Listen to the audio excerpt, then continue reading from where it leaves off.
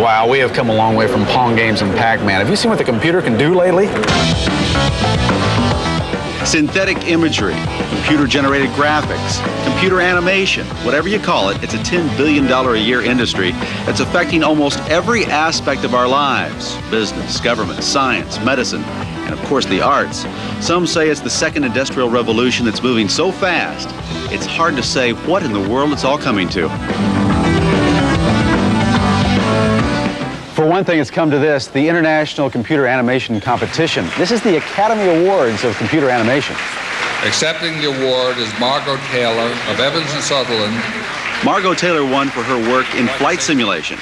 It appeals to both the technical person as well as the artist in all of us. Robert Abel of Abel Image Research won for Best TV Commercial.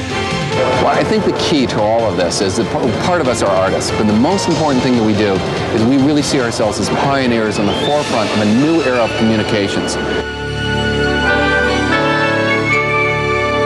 Other award winners were companies with names like Cranston and Surrey, famous for their famous TV graphics.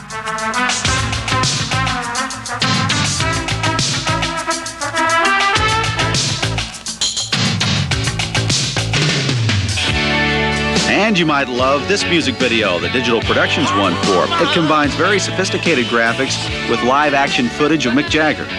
She's a hot woman to please.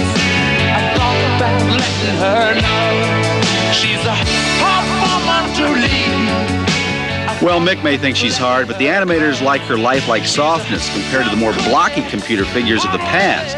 This 4-minute video cost $250,000, which is considered cheap compared to most computer animated commercials. Now, the biggest award comes at the end of the evening. From all the winners, they choose the best computer animation of 1986. Well, before we find out who won, let's talk about how it's done. And all that it is basically taking very simple pictures, the only limits are your imagination, and converting them into what we call a polygonal database. Now that's something a computer does, you don't have to worry about that. Once we convert it into a database, we can draw a three-dimensional reality. The computer says, it looks this way from the front, this way from the side, this way from the top, it must look this way. So the artist, instead of using a pencil or a brush, punches artistic information into a computer to add color to shapes, or add light sources. He can add highlights and reflections, put the whole thing in a setting, then make it move. What this is doing is what we call making the invisible visible. It is what we believe the literacy of the 21st century, where man will communicate by symbols and pictures and less by the spoken word.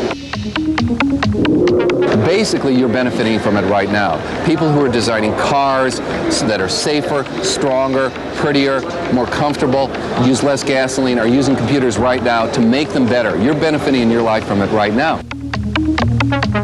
One of the very common applications for computer-generated imagery is to create the out-the-window scenes in a flight simulator. So a pilot sitting in the cockpit can fly through a computer-generated environment. He can practice takeoff and landings at different airports.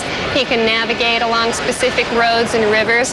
We can also vary the weather conditions, so he can land at night, he can land while it's foggy, and if he has a malfunction or if he has problems, it's not going to hurt him or the aircraft. And the winner of the Best in Show award goes to Dreams, Power, and Magic.